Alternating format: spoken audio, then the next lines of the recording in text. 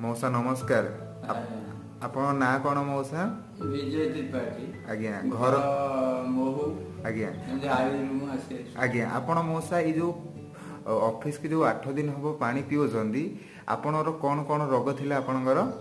मोर तो प्रथम दमा जो आजमा की श्वास रखु कहा जाए डॉक्टर मतरे आज्ञा से होउथिला। अच्छा 5 थर मु कटक गली। अच्छा तथापि मेडिसिन खाइबा द्वारा मोर कम अच्छा नथिला। अच्छा मौसा आपण जो हम 8 दिन हम एठी पानी पिओचंदी कौन कौन आपण माने केमती कौन लागुची आपणकर टी कहंतु बेनिफिट?